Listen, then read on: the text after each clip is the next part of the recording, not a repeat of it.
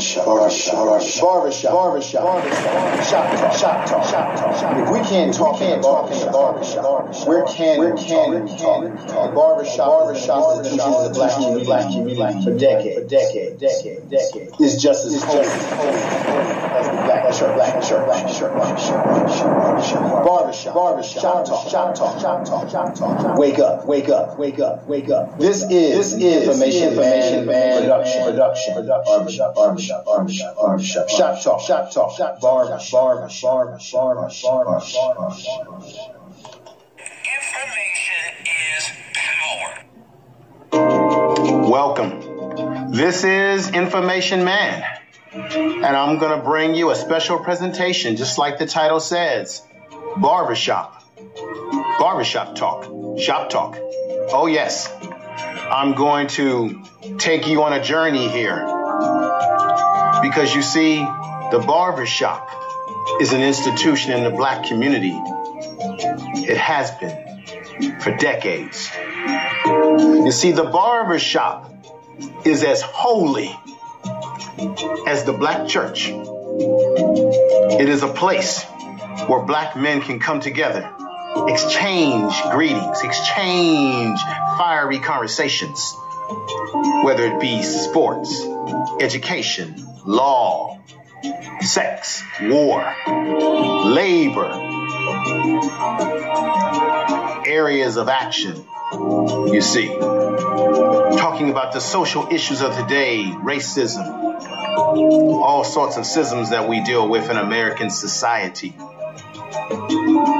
We can engage in politics, or as some may say, politics. But we can engage in the social issues of the day, and engage we will. You see, the black barbershop provides black men the ability to engage in a masculine manner, to be ourselves, to lay our hair down, so to speak.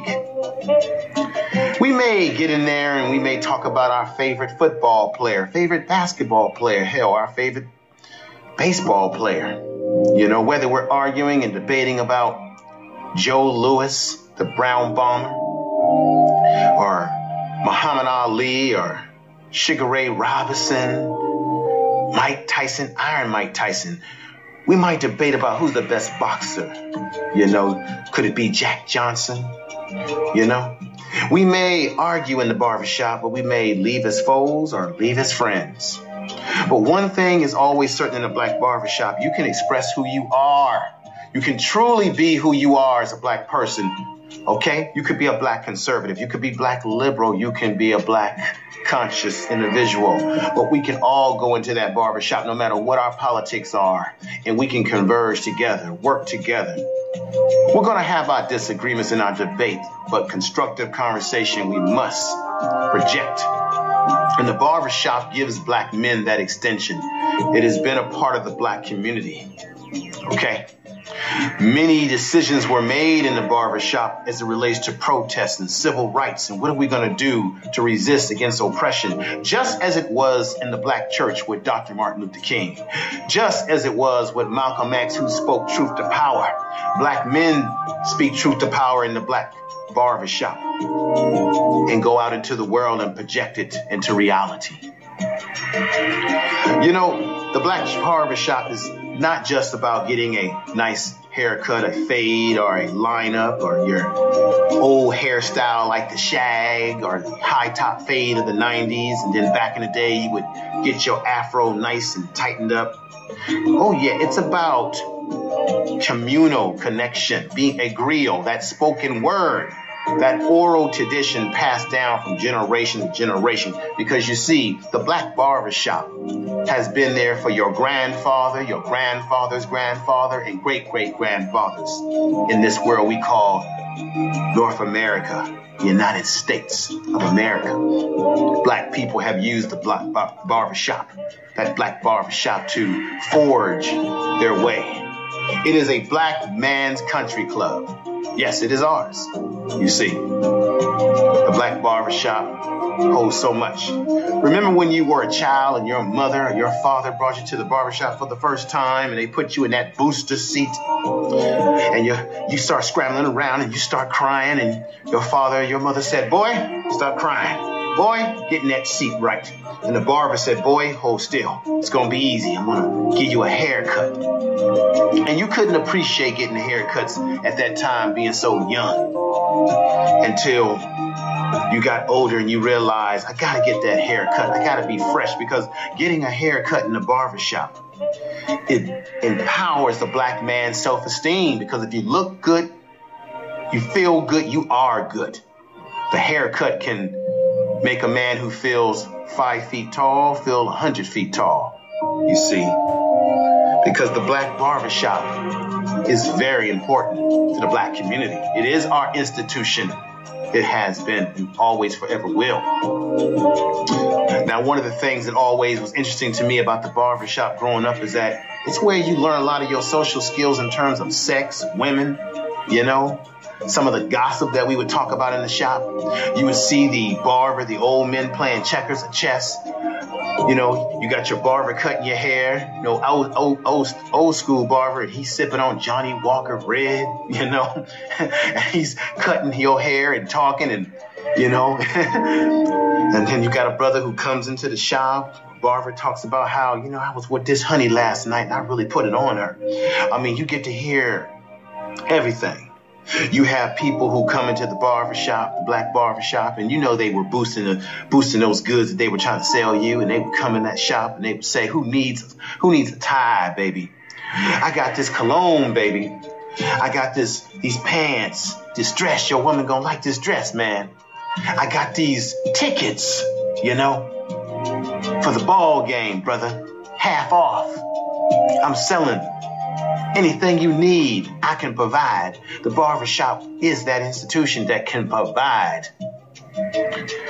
So I'm trying to give a respect to the barbershop, because if we can't speak frank as black people in the barbershop, where can we speak? Where can we speak when it comes to the black barbershop? It is our institution. It empowers us. I used to enjoy watching the barbers, the old school barbers when I was a kid, talk their talk, sip their drinks, cut hair, go in the back room,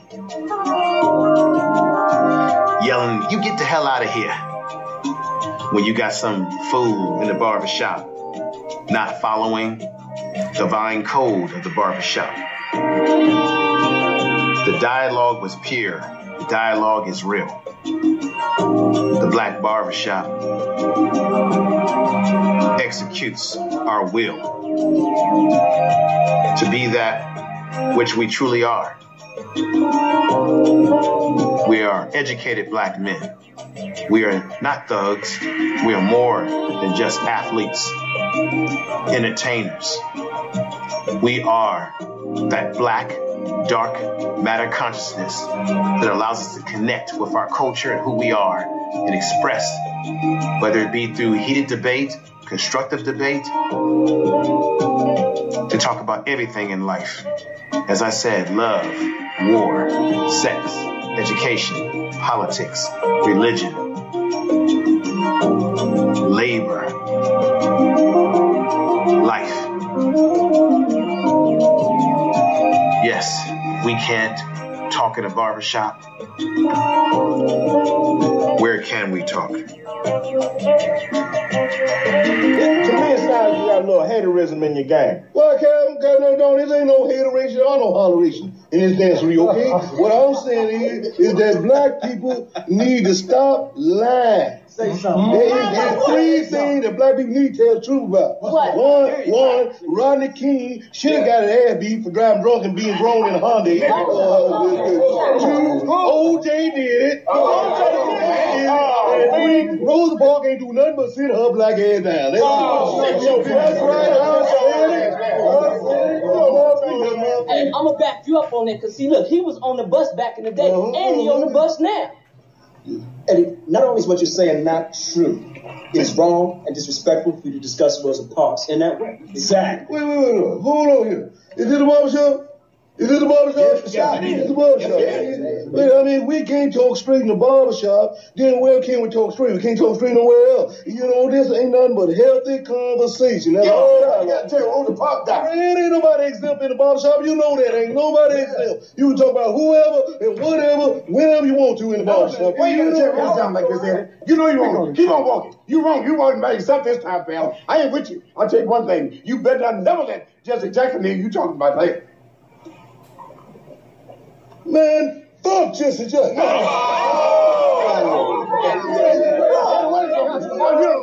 You don't launch Jesse, Randy, Tito, Freddie, action. I'll take them over, Jackson. Pound for pound, Sugar Ray Robinson, the greatest fighter ever lived. Oh, come on, man. What about Joe Louis? The Bronze Bomber. Now that was a great boxer. Damn right. I suppose nobody in here ever heard of Cassius Clay. We got a point. Cassius Clay was a bad motherfucker. Hey, I ain't saying Clay ain't bad. I'm just saying I stopped liking Cassius Clay. What's changing the name to Muhammad Ali? What kind of shit is that? Wait a second. A man has the right to change his name to whatever he wants to change it to. And if a man wants to be called Muhammad Ali, God damn it, this is a free country. You should respect his wishes and call the man Muhammad Ali. His mama named Clay. I'm gonna call him Clay. Mm-hmm. That's right. I say Clay. Get out of here. That's right. That's right. He gonna always be Clay to me. I don't give a fuck what change name to. He is Clay. He Clay to me. I say Clay. Well, then you're a punch. The three of you. 3 punches. You should change the name outside from my... You must be out of your goddamn mind. Joe Louis, the greatest boxer ever lived. I'll be with you boys in a minute. He was bad in Cassius Clay. He bad in Sugar Ray. He bad in that. Who that? The new boy got Mike Tyson. Look like a bulldog. He bad in him too. He done whipped Mike Tyson there. He whipped all their ass. What about Rocky Marciano? Oh, there they go. There they go. Every time I start talking about boxing, a white man got to pull Rocky Marciano out their ass. That they won. That they won. Rocky Marciano. Rocky Marciano. Let me tell you something wonderful. Rocky Marciano was good, but compared to Joe Louis, Rocky Marciano ain't shit. He beat Joe Louis' ass. That's right. He did whoop Joe Louis' ass. Joe Louis was 75 years old when they fought. I don't know how old he was, but he got an ass whooping. Joe Louis had come out of retirement to fight Rocky Marciano. The man was 76 years old. Joe Louis always lied about his age. He lied about his age all the time. One time, Frank Sinatra comes out here and sat down in this chair. And I said, Frank, you hang out with Joe Louis. Just between me and you, how old is Joe Louis? You know what Frank told me? He said, hey, Joe Louis is 137 years old. 137 years old. Oh, man, you ain't never meet no Frank Sinatra. Fuck you. Fuck you and fuck you. Who's next?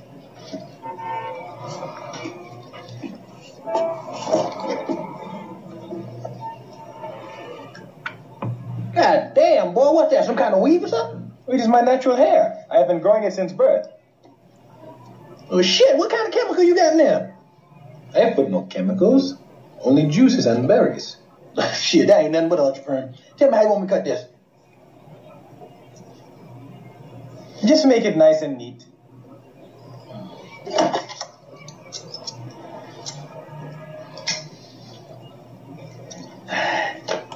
This is Barack Obama. That'll be... You're listening to Information Man. Don't forget to subscribe. Explaining to Bubba how to cut my hair. Because this is an out-of-town haircut I just made. These two bald-headed want to, like, make fun of me. The instruction was crazy. So around here, do this, and the back here up top. Exactly, there's nothing to talk about with this. Right. But I got it all off, though. You take it all off. Then next time, and I just need your hairline funny style, so you should understand, right? And the truth of the matter is, do you have a bald head or not? Yes. What you're about to hear in the presentation that I'm going to present is raw footage from the barbershop. The key to the title in this YouTube video is 12 tribes, 12 nations. I had a chance to visit the barbershop, hang out with my barber and a few friends, and we had a discussion about what is the origins of black people in America? How do we connect to the 12 tribes, 12 nations? And so you're going to hear the raw sounds of the barbers' clippers. You're going to hear the raw sound of kids in the background. sounds of the environment of the barbershop to open up one's mind. Because the barbershop experience is just that, experience. The barbershop. Oh, yes. Wait. Hold on here. Is it the barbershop? Is it the barbershop? Yeah, it is. It's the barbershop. Wait, I mean, we can't talk straight in the barbershop. Then where can we talk straight? We can't talk straight nowhere else. You know what I'm saying? Now, what would be your most heartfelt issues right now that you would like to share with others? Okay. So again, you know, I think the most heartfelt thing that I would want to share with people of color is that we are not a color and two continents. Okay. Mm-hmm. We have an origin. We have a place that we originated from, and if we were able to take some time out, or we're willing to go on a journey of exploration, or it's not exploration, actually it's a journey of rediscovery, to find out really that even if we came from a continent known as Africa, what people on the continent did we come from? Okay. You know, that would be a very good question. Yeah, I think that without being too specific, I think that's. Now, there's some that believe that black people in America, we came from a whole different, how can I say, a whole different type of people. Like the Hebrew Israelites believe that we are the true tribe of, can you explain that? The true tribe of who?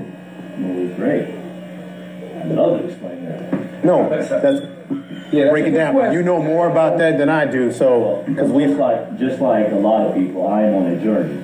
Okay. I don't want to be presumptuous and say that I know. Yes. But I know that I am on a journey of enlightenment and true discovery, you know, as far as who we are and whose we are. So this is what I was more than happy to share with you.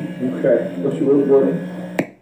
Basically, when you look at the origins of our civilization, like I said before, you know, we came from something. We came from somewhere.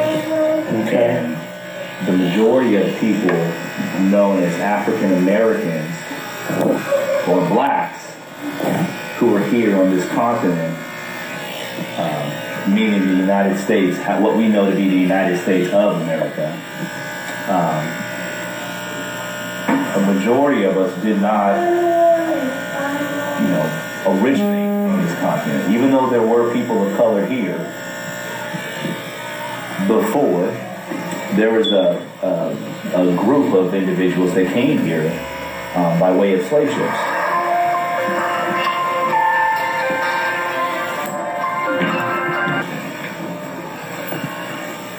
So again, these people, our people known as African Americans or black, you know, are believed to,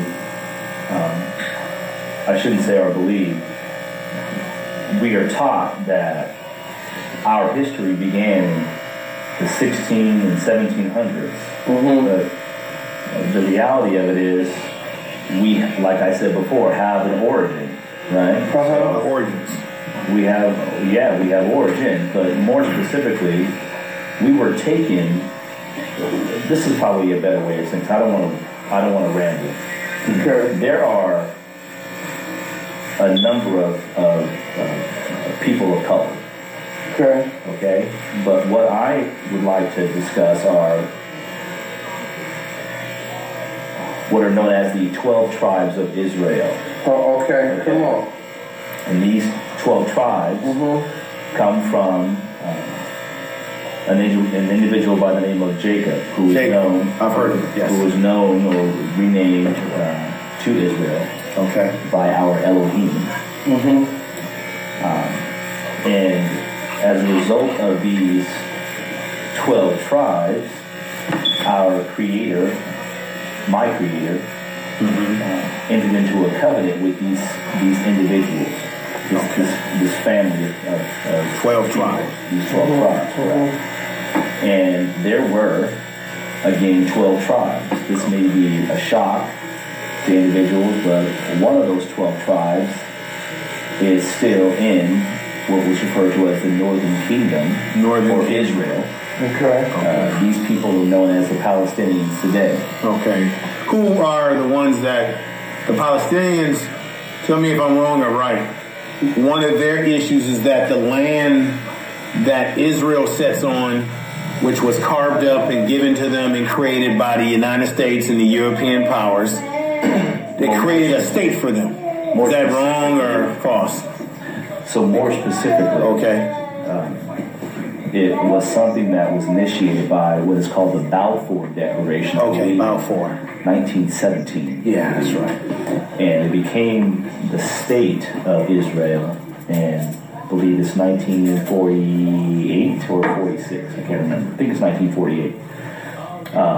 And it was, it became a state as a result of Great Britain's influence. Great Britain, okay. Yeah. So I'll leave that there.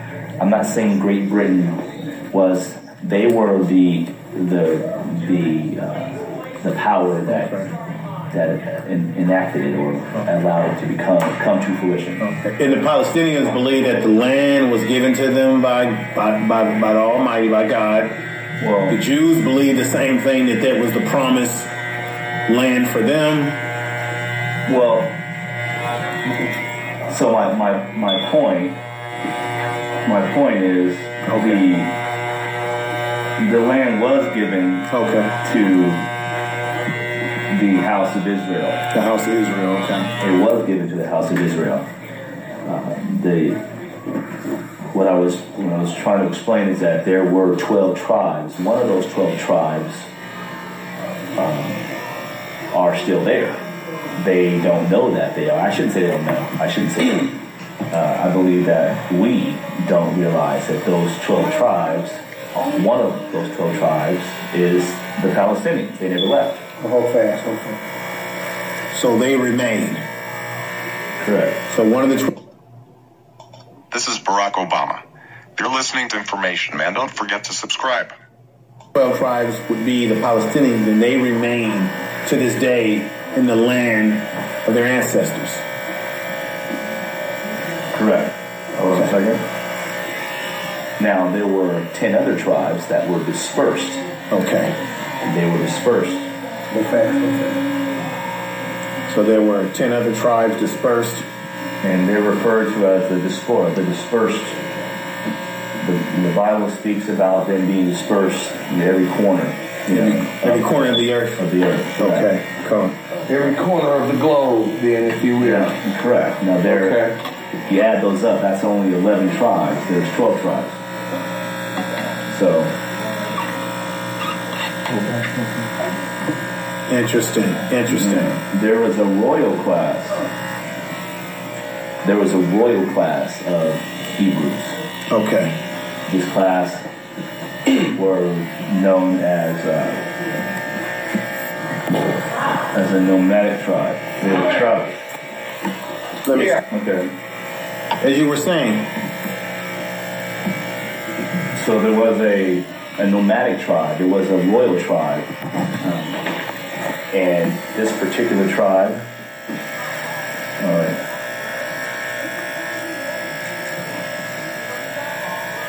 See, that's how you were saying. That's what happened at the shop. You know, this is shop talk, right?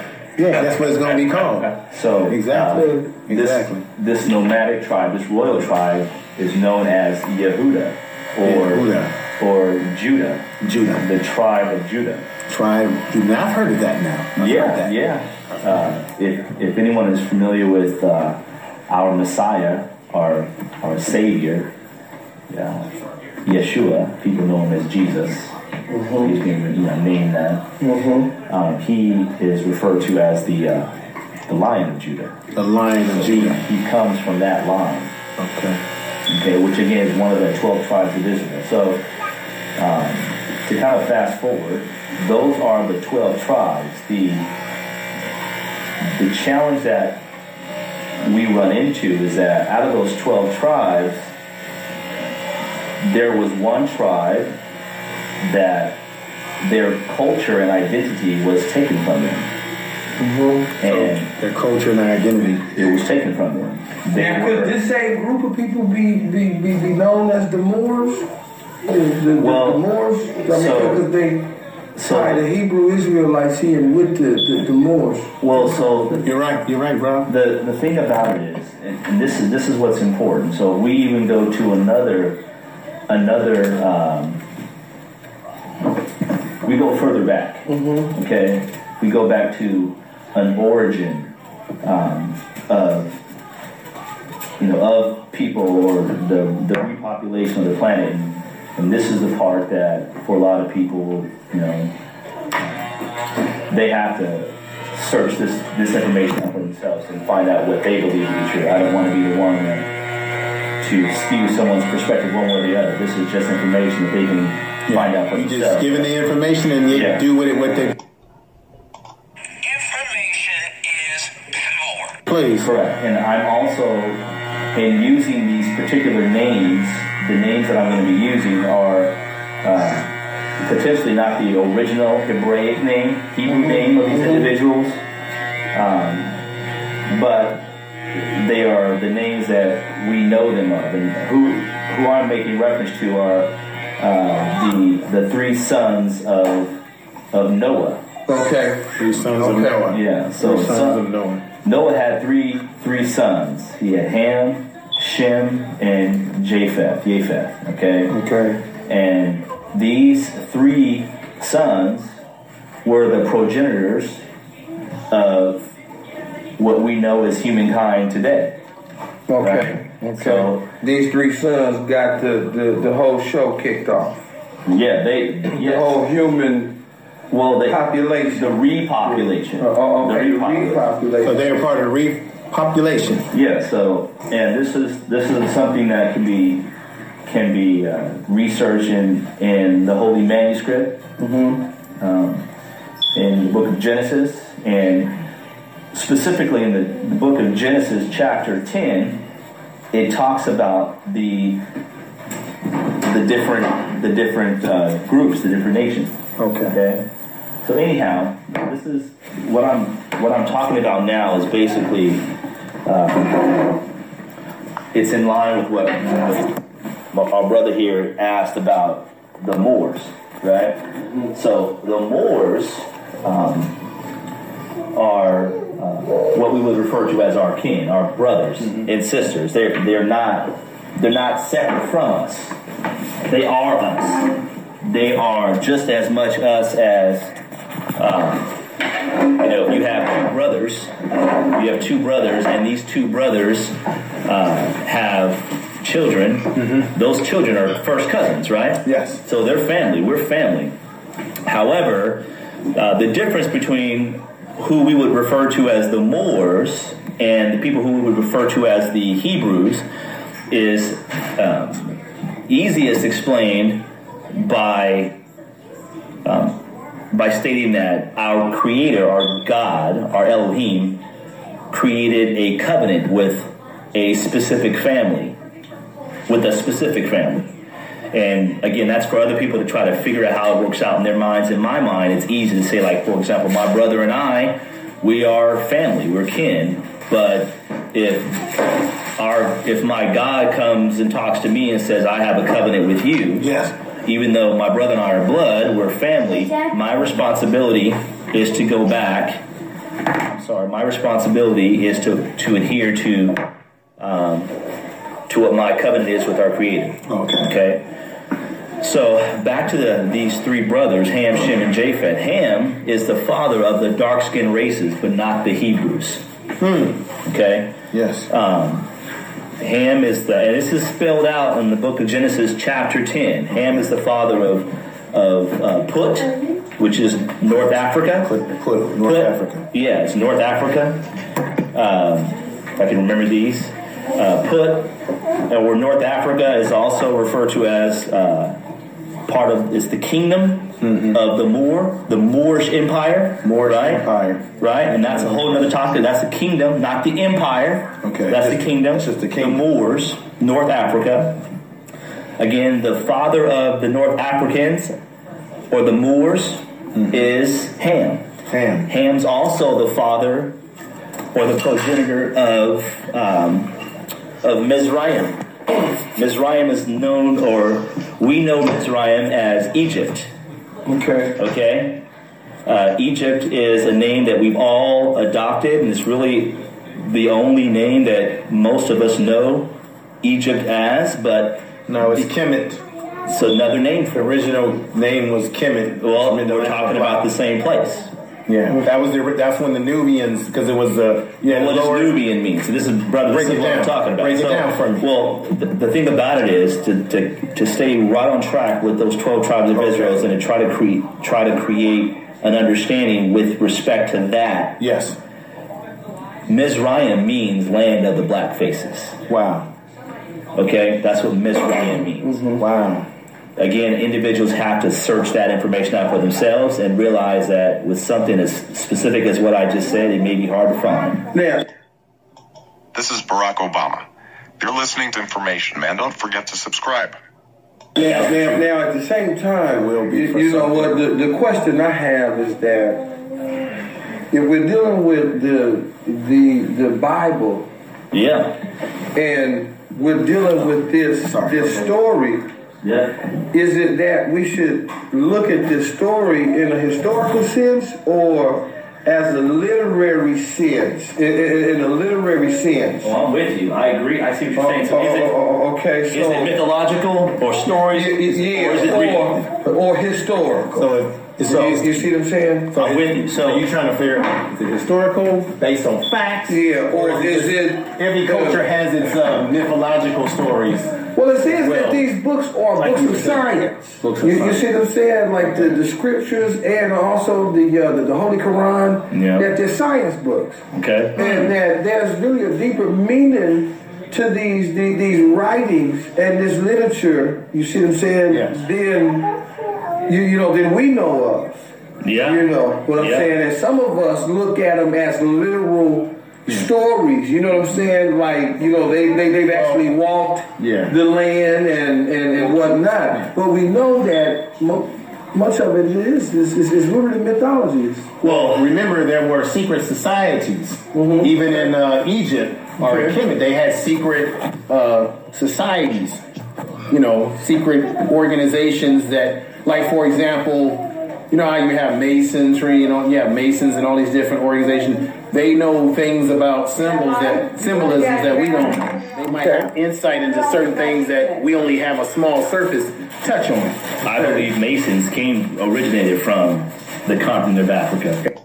Barbershop talk.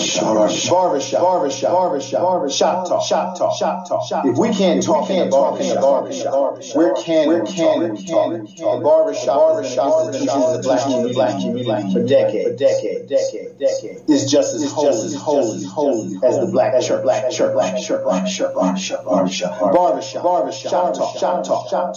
talk. Wake up. This is Information Man production. Barbershop. Shop talk. Barbershop. Now, wasn't they had masonry in the time of King Solomon? Is that correct? Or yeah, absolutely. It goes back thousands of years. Well, see that goes back to the whole concept of who was here before I venture off in that, because yes, that all of the interesting and exciting part about any of these topics is that none of them are separate from each other. They're all interconnected. You can't have a Moorish empire without having a Hebrew nation. You can't have what we refer to as Israel, which is the northern kingdom, without having the southern kingdom, which is Judea. Okay, so they're all interconnected. They are all the same people. Okay. Hebrew means those that crossed over the river. Okay. But again, you talking about your brother. Maybe I'm making it too simple, or I'm simplifying it to a fault. Not my intention, but if you and I are brothers and I decide to move across the river, you understand what I'm saying? It's really not more complicated than that. Okay. Right? But these Hebrew people have a covenant with our Creator, our Elohim. Okay? And this covenant was one that a promise he made with our forefathers, which are Jacob, or Abraham, Isaac, and Jacob, or Yaakov. Okay? Abraham, Isaac, and Jacob. Okay. So I want to go back to what I was making reference to before, which is this royal class. Okay. This royal class of Hebrew were nomadic people who traveled all throughout the continent of Africa. Okay. I don't know if this is completely accurate here or not, but I believe that you can track their migration patterns with the Bantu migration. Bantu, I've heard of that. Yeah, so anyway, so I'll leave that there. So what I want to focus on now is, why is it important to talk about this royal class? I want to emphasize that in this royal class, there were individuals that were blacksmiths. They were scientists. They were individuals that studied the stars. There were individuals that understood medicine, and they were a royal, if for lack of a better phrase, an upper class of individuals, a royal kingship, a kingdom. Okay, kingship. They were known as the Judeans. They were the tribe of Judah. They were the tribe of Judah. The reason why these individuals are important is because I believe that these are the individuals that were part of the transatlantic slave trade that were shipped over to what we know to be the United States of America today.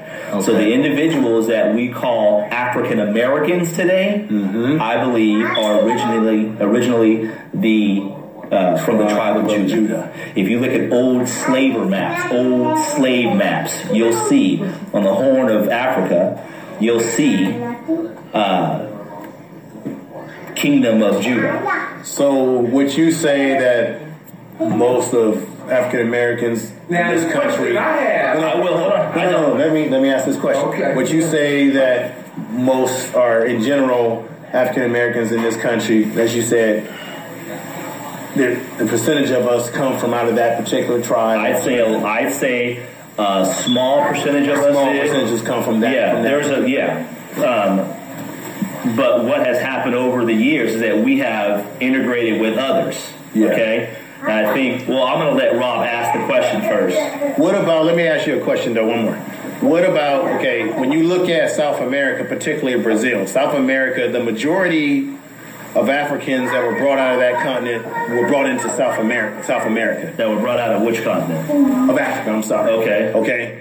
Yeah, a small percentage of years, but I think only 4% of the slave trade came to the States. Okay, because only a small percentages were brought here. The majority of us were brought into places like El Salvador, Brazil, or other places. That was the gateway that got most blacks into South America. Okay. So anyway, I just wanted to...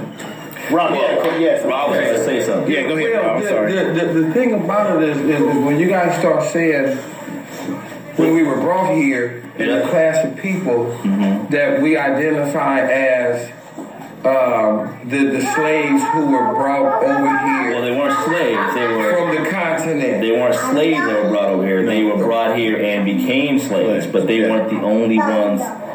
So ask your question. Who's this group now that you identify? This is I'm referring to a one of 12 tribes. I'm talking about the kingdom of Judah. That's all I'm talking about. The tribe of Judah. So, if so, who else was here? Who else was here that had this country already carved out? Okay. See, and you know, that's a big question of mine is that if we had circumnavigated the world early, okay, who is it now that they're identifying as slaves that came from the continent? Let's talk what about that. group is this? Let's talk about that. Okay, So, come on. So if we go back, and keep in mind, we're talking about historical information, right? So we can only base our knowledge or understanding on what we have been able to uncover, right? Because history is history. Right, but we're still learning, and who knows what we're going to find out tomorrow. But that's exactly right. So this is one thing I do know. I shouldn't say that. One thing I believe to be true. Okay. Even based on today's standards, the wealthiest man to ever live is Solomon. Yeah, I heard that. King Solomon. You can look it up, but.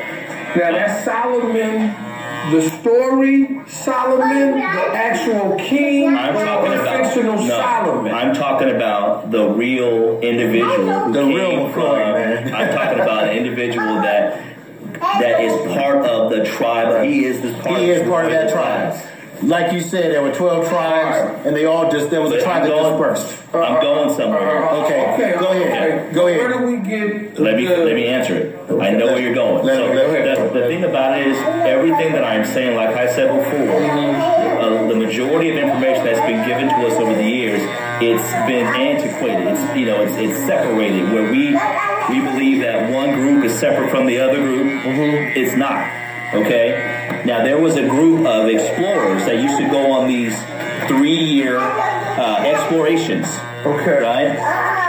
And they were naval individuals, naval men, for lack of a better phrase. And these individuals were either part of or connected to Solomon's kingdom. Okay. These were Phoenicians. Okay, I've heard of them. Phoenicians.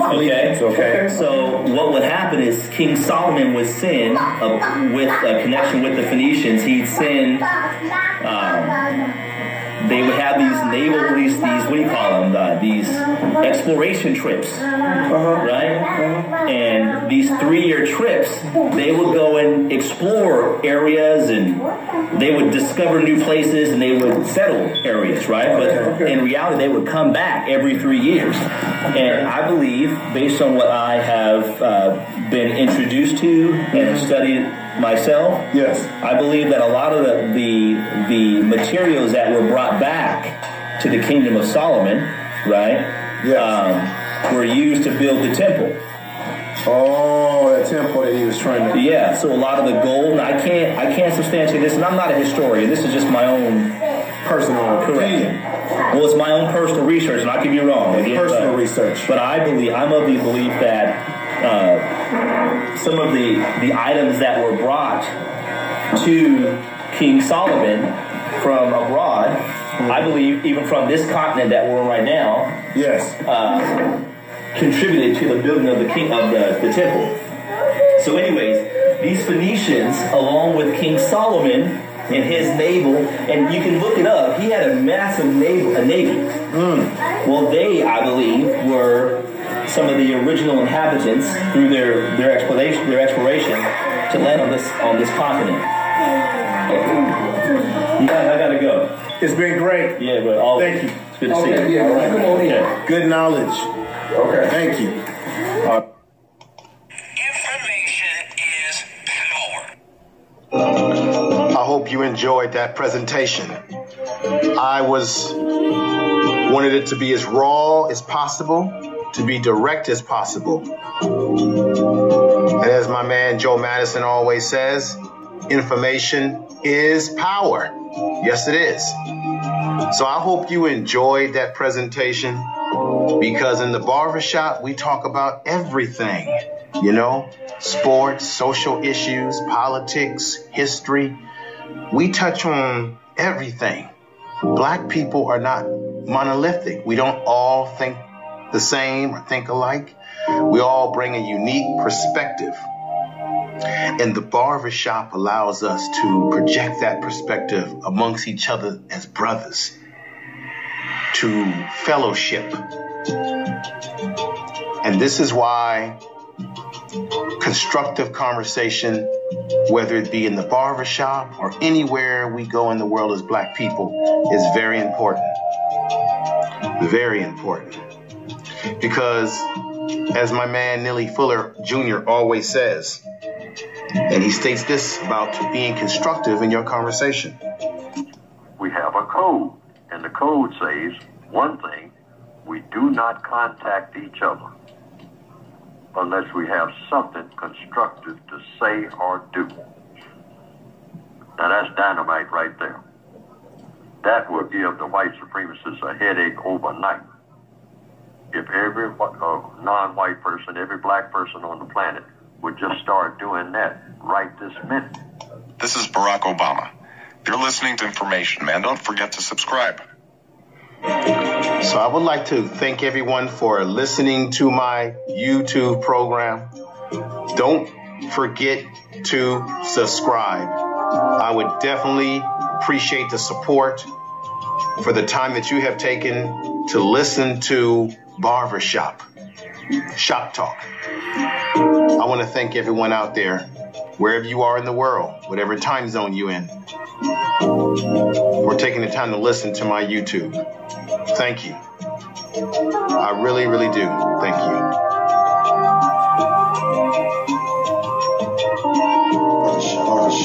Barbershop.